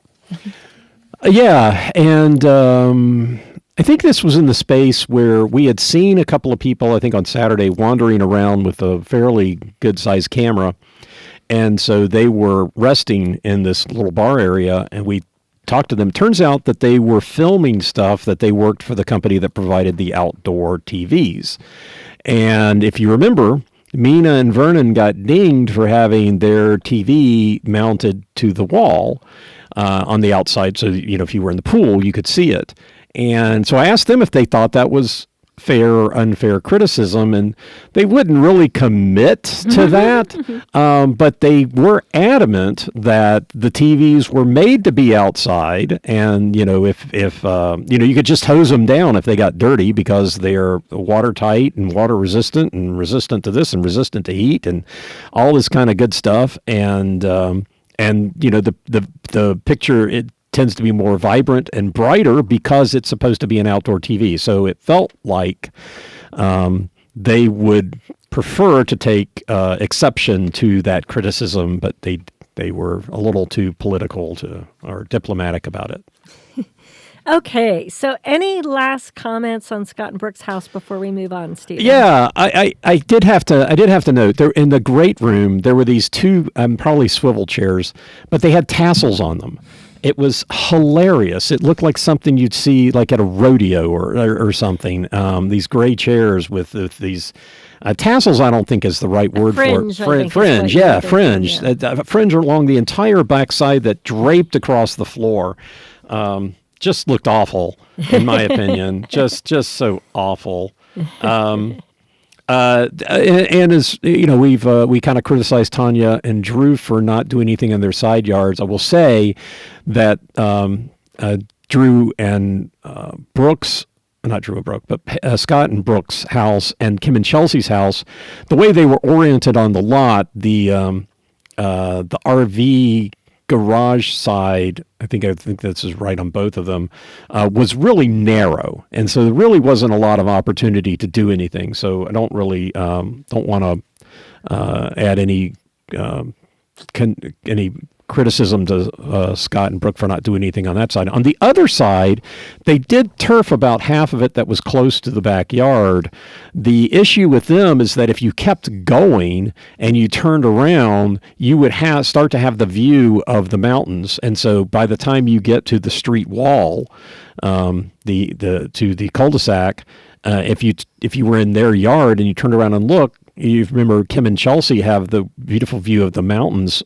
Scott and Brooke would too, if you went that far in their yard. And then I was talking to various people about it. Unfortunately, there's not really a good access point to that part of the yard. You kind of have to walk all the way through it because the multi-gen suite is right there, unless you put a door in one of the undesigned areas to the outside, which I guess you could. That was a bedroom, I think, on that wall. So yeah, the multi-gen suite, then an undesigned bedroom, and then you wind up in the kitchen and everything. So there wasn't really an opportunity to have a door on that side of the house, but yeah. Okay. All right. So let's take a quick break and we'll be right back to talk about the winning house. Okay. So Kim and Chelsea. So, I will say I liked their house more the more time I spent in it. Everybody was like, how did they win? But, I mean, I think a lot of their house was done really well. They had, one or two outstanding, like really bad things, but the rest of it was really good. So let's see if we can shed some light on this. So what did you think about the exterior of their house, Stephen? I thought it looked pretty good. They did have, unfortunately they had kind of being that close to the street, they didn't have a lot of opportunity to do a lot of landscaping. But I thought the exterior of the house looked pretty nice, and kind of looking through it, they really did a good job in the transitions from through both doors, the door to the courtyard, the door to the house, and all of that was finished really nicely. Yeah, so the door from the outside to the courtyard was all lined in wood, that little area, and the same as you went into the house. So it was consistent from one to the other, and it really felt like an entrance. And I also felt that their courtyard was by far the best courtyard. That pergola over the office really made a big difference. Yeah. The terracotta tile on the fireplace, I didn't care liked for it. I didn't like but it. it was better than just doing nothing like some of them did, right? I'm not sure I agree with that. At least with Mina and Vernon, it seemed, there was a little bit of shape to that. And with Kim and Chelsea, it was the square terracotta tile on the regular rectangular fireplace, and it just looked regular, bad. I did not like it in person. I didn't like it on TV. I think I liked it less in person because then you get the whole thing that it's just this rectangular thing and it has no shape to it. Mm-hmm. So I didn't like it. Not gonna like it. Can't make me like it. Okay. Well, we can I don't like agree it. to disagree on that. Now, when you walk into their house, you got a completely different feel from the other houses because they did separate that main area into 3 distinct spaces. So you had sort of a foyer area. Then to the left, you had the poker room, and then you had like the main living room.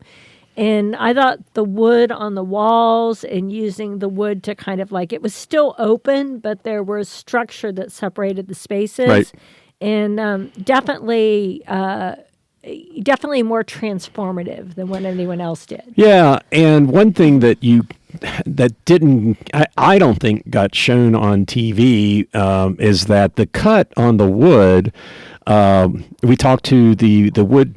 The company that provided the wood, that they mimic a very rustic, or at least in this case, it was a very rustic cut on the wood like you would get from the old saw blades of yore, I guess. And so you'd have this cut in it at regular intervals, and it did look very rustic, which is a surprise because these were in the exterior wood areas because I didn't really get a rustic sense from Kim and Chelsea. So I was kind of surprised that that's how the wood was, but it did look really nice. Yeah. Okay. And then they had the lamps, kind of consistent lamps going through that space, which was fine. I see no point in having a gas lantern. We've got a gas light in the front of our house. I don't think it's been turned on since we bought the house. You got to go out there, you got to turn it on, you got to light it. Then you got to remember to go out and turn it off. You just can't tell the Echo to turn it on and off. That doesn't work that way. So yeah, for people who can't manage 2 refrigerators, that does seem like right. Yeah. I can't manage 2 refrigerators, but I'm going to have gas lanterns going. Okay, so let's move on to one of the big discussion points in their house, the banquette. Oh, yeah. And the banquette, believe it or not, it is even bigger in person than it looks like on TV. Yeah. We pulled out the measuring tape, and it is 10 feet by 15 feet. So the banquette is as big as a small bedroom, I would say. Yeah. Yeah, and there were outlets on the top. I think there were 3 outlets around around that banquette on the top. When we were there, they had removed, or they said there was an additional 2-foot insert for the table, so it would actually reach both sides of the banquette, but it was not, the table wasn't wide enough. As it was staged, you could not sit on them back. Yeah, as it was staged. But even if you slid it in, so if you're on the back, there would still be about 4 feet of seating that doesn't have a table in front of it. Yeah. So that's my problem, is that the table just doesn't seem big enough. And everybody we talked, and we were there on Saturday, and people, we talked to people then. We came in on Sunday. We were measuring everything out. People were still coming in. Nobody liked it. Nobody said, I want this. Nobody. It was very well constructed. I mean, it looked good. It the electric. fabric was nice. It was comfortable comfortable to sit on. I mean, I think the only way you use it is you put 2 tables there. If you put 2 tables there, or put table on one side and an ottoman on the other side, so it's a relaxing space and an eating space. But it's huge. Yeah. Now the windows they did around it look nice and everything, and I will say their granite looked just as beautiful in person as it did on TV. So their design elements in the kitchen were really nice, well thought out. And they lined sort of the entry to the kitchen with wood, so it matched the wood they had in the rest. I don't know if that really came across on TV. But that banquette is, you think it's big on TV, you see it in person. It's enormous. Yeah. And maybe just looking, wow, we're an hour and a half in. Let's take a quick break and then move on. Okay, so the only other thing I have to add about the kitchen is I would immediately get rid of that antique butcher block table that they had in the back. It was worse. It was not awful. charming. It was, and it just kind of got in the way. So just axe that. Okay, so we might as well just hit it head on. So. The multi-gen suite, if possible, that festooning looked worse in person than it did in real life. Than on TV, yeah. On TV, sorry. It looked worse in real life than it did on TV. Yeah, I think when they filmed it on TV, at least all of the festooning kind of ran together. When we were there were gaps between one section and another section. It did look really sloppy. One thing that we did notice, there was a Dutch door. They used a Dutch door on the multi-gen suite, which I don't think anybody called out. And then the other, the multi-gen suite does have its own AC unit, and the festooning would cover the air return for that. We noticed that when they festooned between in the primary suite, main suite, that it actually had been sucked up because that air conditioner was running, and so it was actually really was blocking the air return to the AC unit. So that's not good. And the construction people we talked to, the Landon Miller people, said that they could not find the controller for that induction cooktop. Still hunting for that. Yeah. 6 months later, they did complete filming back just before Thanksgiving. There is a dishwasher in there, by the way. I don't think There's we saw that on TV. So, I mean, I think a lot of people saw this festooning and said, how could these people win? But I think if you're looking in terms of what changes would you make if you bought that house, you could take that festooning down in a day or two. It's not that big of a deal. And the room without the festooning was a nice room. So I think, I guess. Yeah, that was not, they did not add value with that, but I don't think they took away value because the changes they made were not permanently bad changes. Well, somehow we're supposed to believe that they got additional value add by having a door that didn't go, that went to the house, not the courtyard. Now, to get that door, they had to reduce the size of the closet. Right? So that closet is now not as big as the other closets. So I think that does limit, especially given that there's that audio controller cables and everything that are in there. Now, I'm sure that will kind of get hidden. The cables kind of get hidden to some extent. But still, that closet's smaller. By the way, that door goes into a what looks to be a theater. A room that was made to be a theater. So, they're talking about how when they festooned this, they were like, oh, what does this house not have? It doesn't have a theater. Well, that room right next to it, the undesigned space, looks like it was intended to be a TV watching theater area. So there you go. They did have one. And then the induction cooktop, I guess the way that's supposed to work, because I asked them if it went to code, and we can get a little bit to this too, with I guess where they're at is not necessarily as coded of an area as others. But there's a pad that sits on the counter, and that pad would get heated up by the induction. And so So that's how you know what would be hot, would be that pad. I don't know that you would know it was hot, but Okay. but they don't have the controller, so. All right. So we bit off the head of the festooning room. So let's move on to the bedroom. So what was your thinking about Kim and Chelsea's bedroom? The bedroom's pretty spacious. And then I did like the curved wall, which I didn't like previously.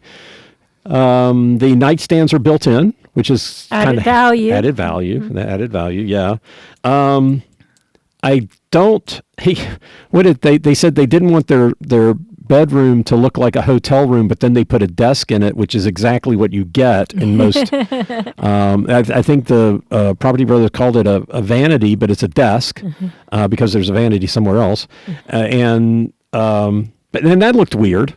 And then I think because I forgot, and when you walk in there and you're looking around, you forget there's I didn't remember there being a fireplace until I went back and I looked at other pictures. Yeah, there's a fireplace because there's in the the chair, corner. yeah, and there's a chair in front of it.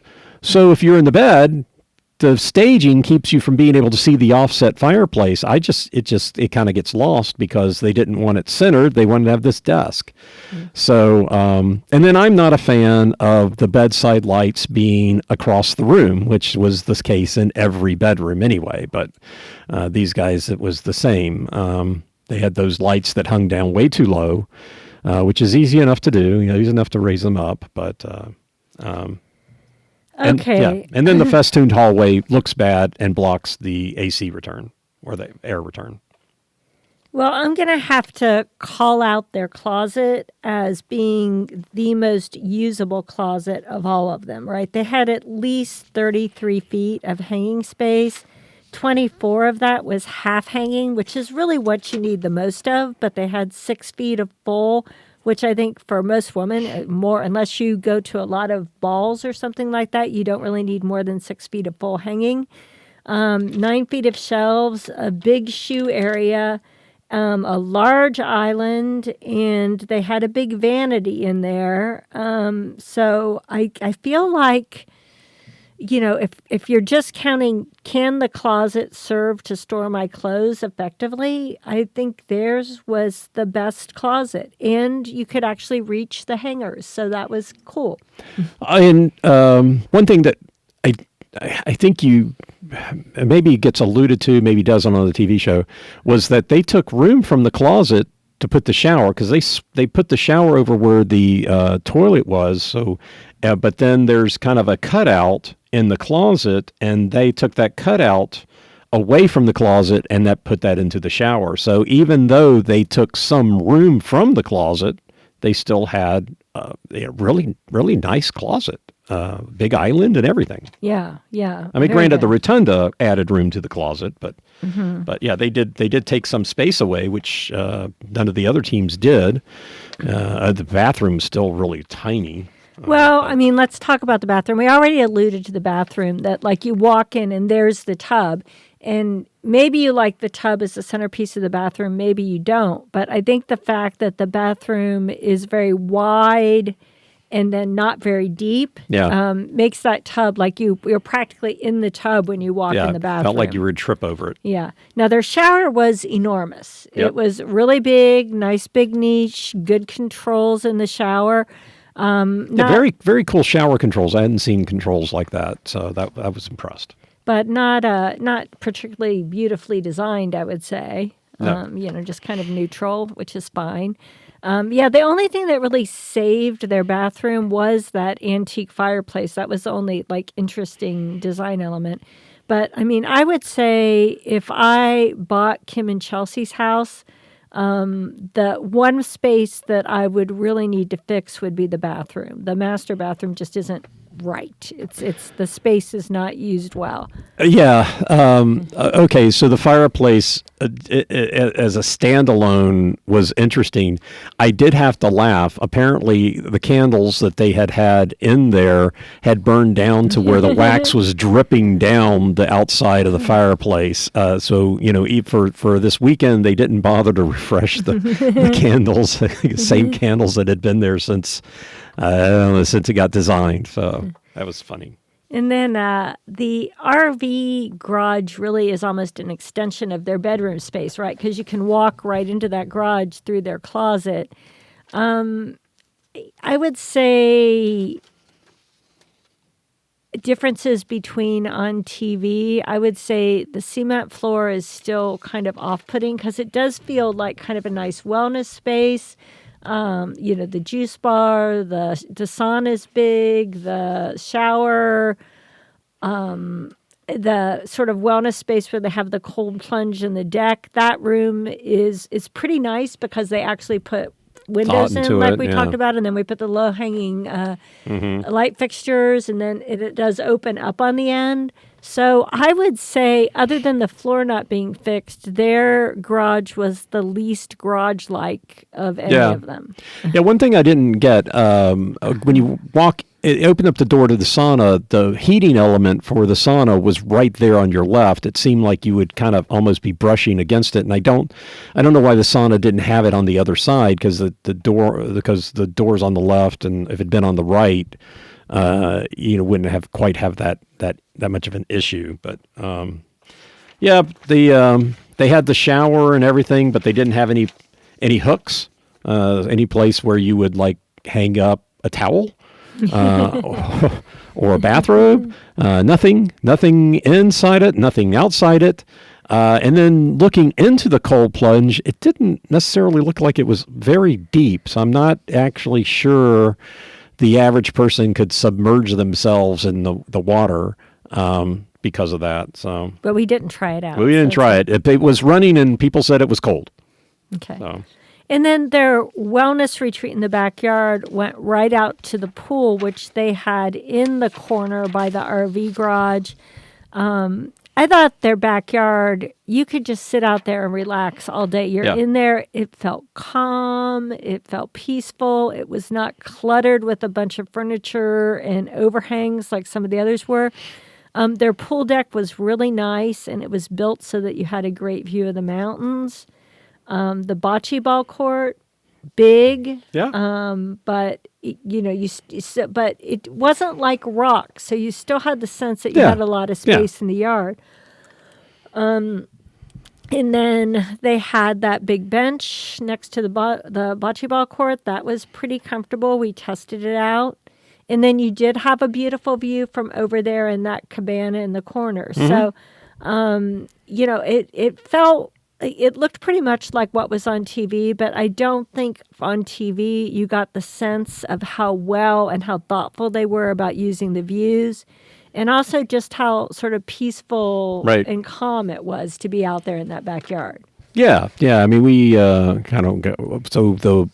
the first day we started with Mina and Vernon, and then went to Taniya and Drew because we thought, early on people would be doing the houses closest to the street. And then we did Scott and Brooke, and then finished with Kim and Chelsea. And then on Sunday we did it in the reverse order, as I was exhausted by the time we got to Kim and Chelsea's place. But we got to the backyard and sat down, and it was very comfortable and very calming. Scott and Brooks was not comfortable because it was just so cluttered, and even Mina and Vernon's didn't really have that sereneness. Mm-hmm. But it just, I think it was really laid out well, nice. One thing that seemed a little odd was that there were these motion lights that were right next to the RV garage in the back, about head high. Which I thought seemed weird for them to be that low. But I don't remember seeing the motion lights in any other backyard like that. So I don't know why they were there, but that was just one other thing. Okay, so anything else about Kim and Chelsea's house that struck you that was different than what we saw on TV? No, the sink and the laundry looked just as bad. Well, I mean, the sink in and of itself did look nice. Out of place, it kind of gets in the way. And then the drapes went around two sides, so the mechanicals and everything. And the drapery looked just as bad, I think, in person as I thought it looked on TV. So I think that pretty much wraps up the Kim and Chelsea stuff. All right, so let's take a quick break, and we'll be right back.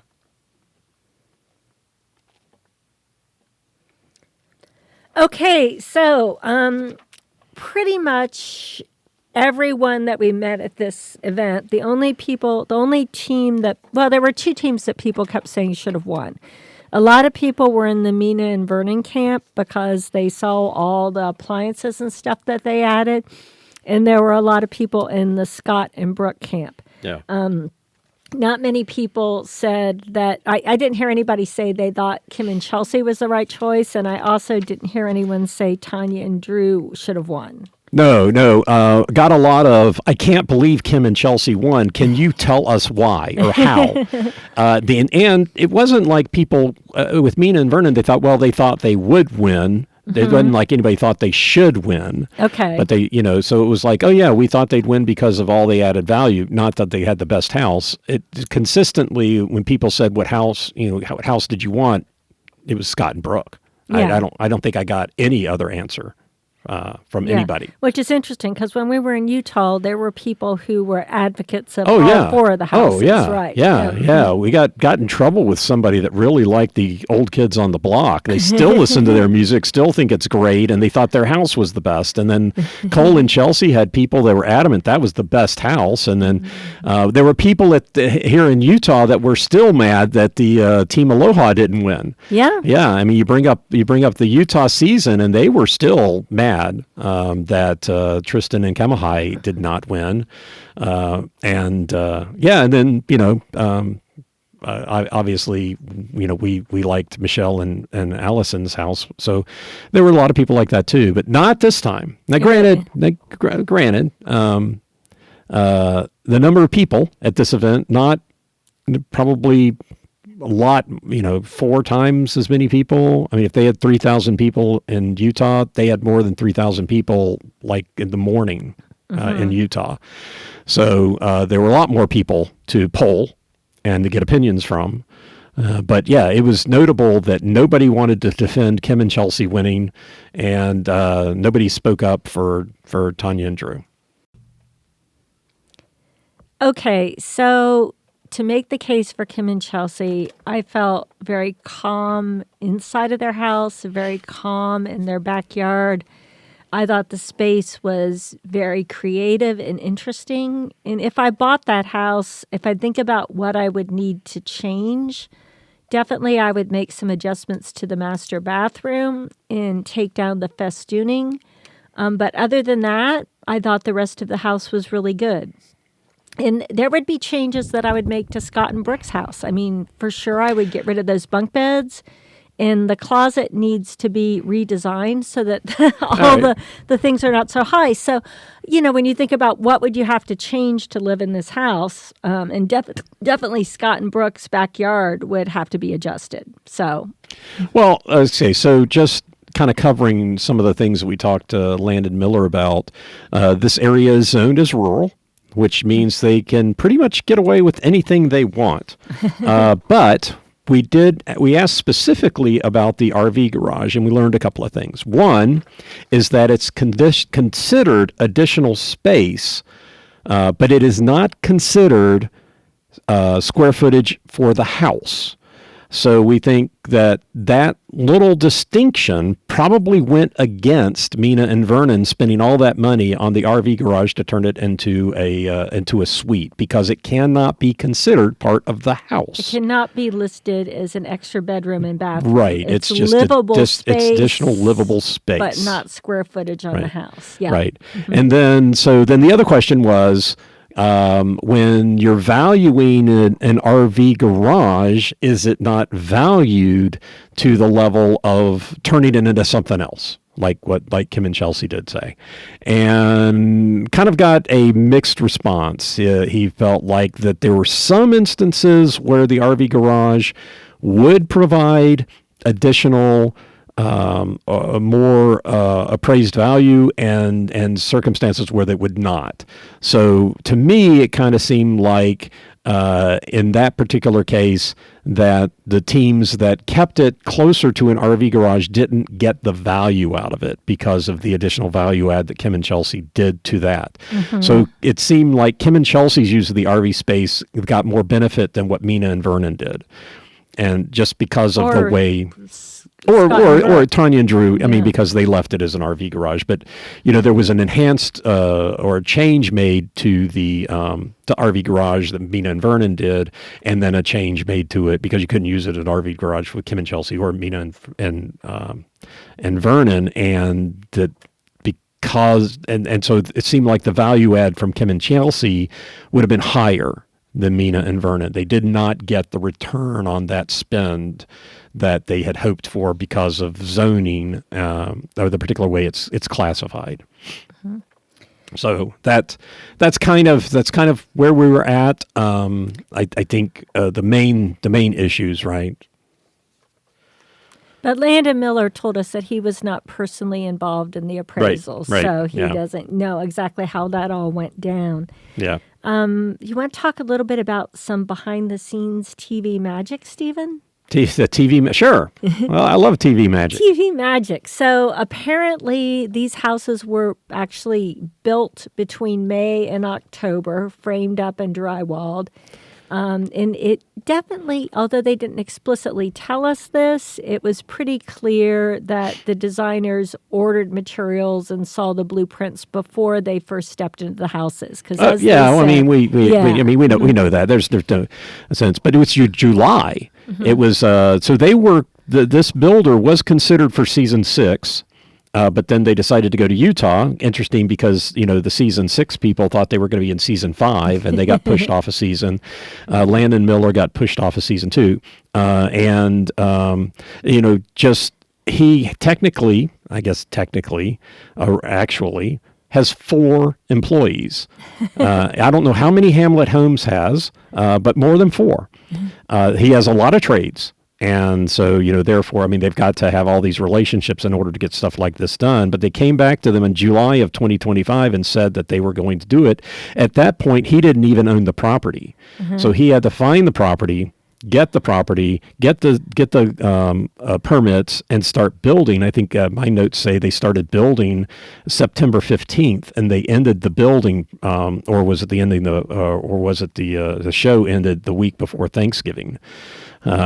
So, yeah, very stressful. Very stressful. And then nothing for 6 months. Yeah, and then nothing. Except cleanup. Yeah, and so some of the things we learned that what you see on TV, like they'll bring the appliances and put them in place, but they won't actually be hooked up. Right, yeah, right, and, yeah. And so then there was some issue with they're not, they could have a gas stove in the kitchen, and then they could have it in the back kitchen because it was kind of kitchen adjacent. But when they had gas stoves anywhere else, like in the RV garage or in the multi-gen suite, that technically they can't have that.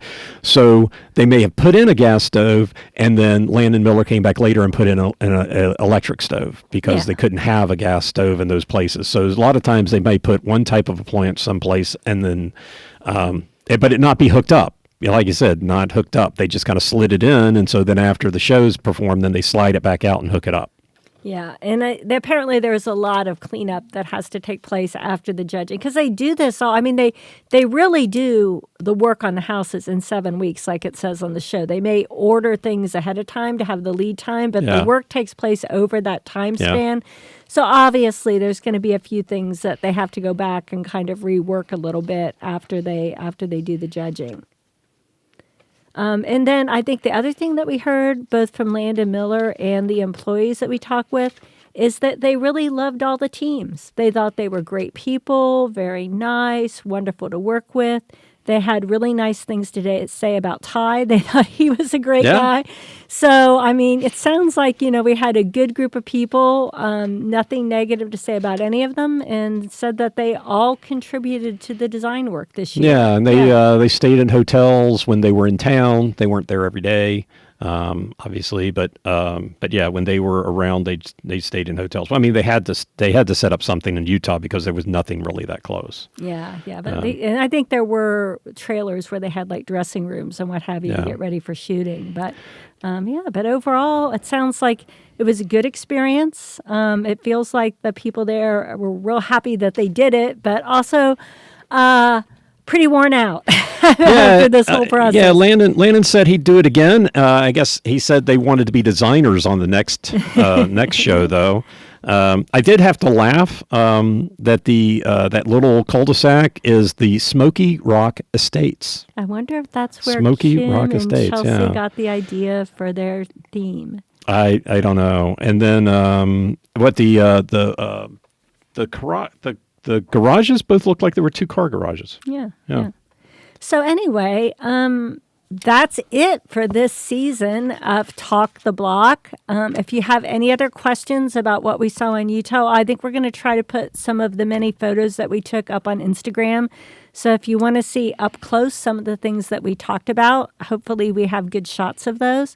But we've really enjoyed this season. We've enjoyed talking about it and sharing it with all of you. Any closing words that you have about the season, Stephen? I know. I want to call out, there were a couple of undesigned spaces, and it was interesting that those undesigned spaces, when they were finished by the Landon Miller team, they kept the same design aesthetics. Did. We saw that in Utah. House. Yeah. And again here. And, kudos for both of those builders to maintain that consistency when maybe it wouldn't have been their first choice. Landon Miller said over and over again, nothing they did, what was the term? He said he wasn't hurt by anything. Didn't bother him what they did at all. Yeah, and they were 4 beautiful houses. Everyone there working for Landon Miller was wonderful. The event was top notch. Yeah, and all the proceeds went to Homemade, which is a great charity that helps to fight homelessness. So overall, a great experience. Yeah, and a call out again. We talking. They had about 20 vendors there that had been involved with the show. The night before, that Friday night, they had a VIP event. I think Landon said they had about 600 people, maybe only about 400 that they expected. And it kind of got bigger than he thought it was going to get. But I guess that event went pretty well. And when we talked to the vendors, if they had anything to say, they were extremely complimentary about Landon Miller and his team, and even Landon and his wife. They thought were just really, really super people. And we weren't asking them about that; they just volunteered it. So I think that really says something. Speaks highly of them. Yeah. Okay, so lucky for you, you will not have to wait. You will have to wait until next year for the next season of Rock the Block, if there is a season 8. We're hoping there will be. But you do not have to wait for the next season of Talk the Block. We are going to do a retro podcast and go back and talk about the very first season of Rock the Block. So we'll probably take a week or 2 break here after this super long podcast we did today. And we'll be back to talk about season 1 of Rock the Block. So until then, this is Amy and Steven signing off for Talk the Block.